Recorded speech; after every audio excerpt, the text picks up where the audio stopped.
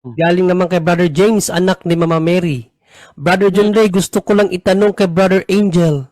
Banal na, santos pa. Bakit ang mga pari ay humahalik sa lamesa, sa banal na mesa? May meaning ba ito o wala?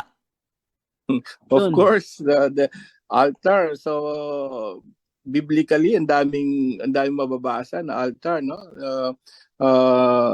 Yan ay isa sa pinaka ng Diyos. Gumawa ka ng altar, no?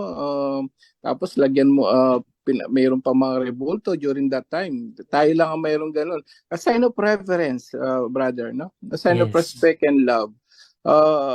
Kahit naman tayo, di ba? So, actually, isa sa mga... Sabi dito Bro Angel sa internet, every time a priest kisses or reverence the altar, he does so in order to honor the altar of sacrifice which represents Christ. At yung palang para sa kalaman ng lahat, alam niyo po ba yung altar, di ba mahaba? Lalo sa Quiapo, ang haba-haba. Alam niyo po yung represents of Christ, yung po pala yung niya, yung kamatayan. Hindi, kung saan siya, sign of kung saan siya nakahimlay. Yan, yung altar na yon.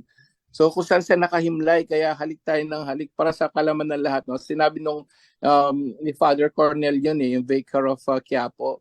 Alam niyo po ba itong altar na to, na lalo na nung Friday no, may hindi naman misa yon, parang wala namang misa pag Friday, no, parang may tinatawag na parang something mass na na hindi talaga mass. Pero pinaliwanag niya doon, ito sabi niya dito po nakahimlay. Ito po ay sign na parang himlayan ni Jesus nung namatay siya, itong altar na to, kaya pahaba. Kaya hinahalikan natin. So, it's sign of honor and reverence, kapatid. Salamat, Bro Angel.